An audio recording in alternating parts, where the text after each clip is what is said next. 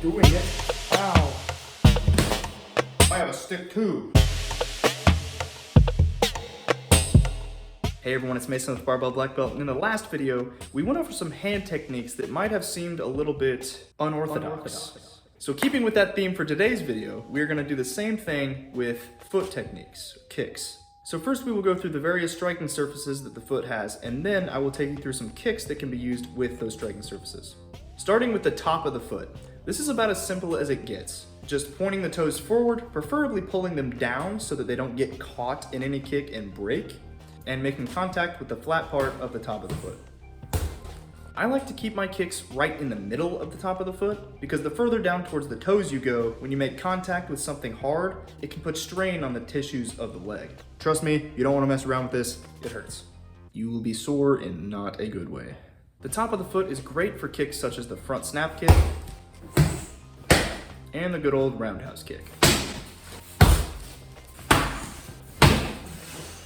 The next striking surface on our list is the heel. Simply pull back the foot and the toes with the tibialis muscle, putting a stretch on the calf, and exposing the heel for best contact. The heel is a great striking surface for things like stomps, back kicks, and even side kicks. Those kicks utilize the bottom of the heel, but you can also use the back of the heel when doing hook kicks and axe kicks. Next, we have what is referred to as the blade of the foot. Starting with the position that I showed with the heel, you tilt the foot inward, exposing the outside edge. For an even better point of contact, pull the big toe up while pulling the rest of the toes down. This tightens up and solidifies the blade so that a harder point of contact can be made with whatever you are striking. The blade of the foot is most commonly used with side kicks and outside crescent kicks. Next, we have the ball of the foot. This is done by pulling the toes back as far as you can and striking with the surface just underneath the toes on the bottom of the foot. This definitely takes some time to get used to, so you can utilize stretches like this to warm up before your kicking session. Walking around on the tiptoes is also a good way to prepare this area. The ball of the foot can be utilized with front push kicks or keeps, roundhouse kicks, and even twist kicks. I have also seen the ball of the foot used in conjunction with the bottom of the toes in a backspin kick knockout. Whole stadium could rock. Oh my word!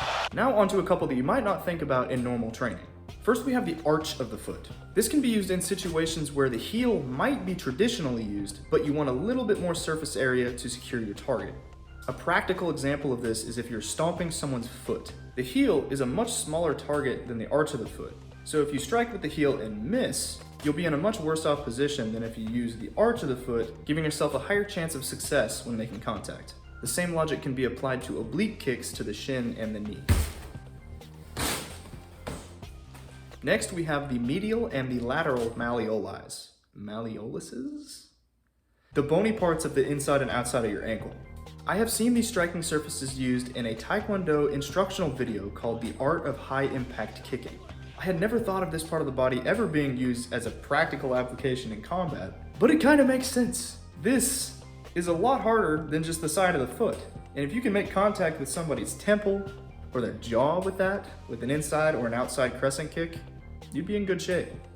Unless you hadn't trained that area and it hurt really bad and then you couldn't fight anymore and then your ankle was broken and you had to run away, and that would be bad because then you would die. Just something to think about. To reiterate, that part of the ankle could be used in outside and inside crescent kicks as well as spinning crescent kicks. Although I would not recommend trying that unless you've practiced a lot. I am not responsible for damage you cause yourself. That is my disclaimer. Okay, the last foot striking surface on our list is the toes. When I saw this for the first time, I was flabbergasted. Speckeldorfed, if you would. I had never thought in my life that you could use the toes as a point of contact for a kick. I just thought, ow, that would hurt. I would break my toes. I have broken my toes before, it hurts. So you cannot just jam your toes into your target like you're stubbing your toe on the coffee table. You have to make a specific shape with your toes in order to make contact properly. In order to practice this, karate masters just use a big stick and they start tapping. Yeah, like that. Ow. I have to try it. I came prepared for this situation. I have a stick too. I'm doing it. For some reason, I'm way better at making the shape of my left foot than I am with my right foot. Like, I can't bring my right foot in enough. So I assume that this kick can be used in a front kick style, like with Arachi Doppo from Baki the Grappler. Maybe even with a roundhouse kick, but I really just need to play around with it more.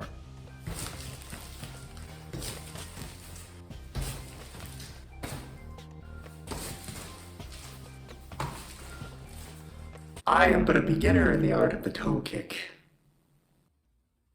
Let me state that I have a high level of respect for anyone who trains in a style that might be a little unorthodox or different than what everybody else trains. Just know that it may seem silly, but doesn't mean it's not useful. I believe that everything in martial arts has value, even if it's just a little bit.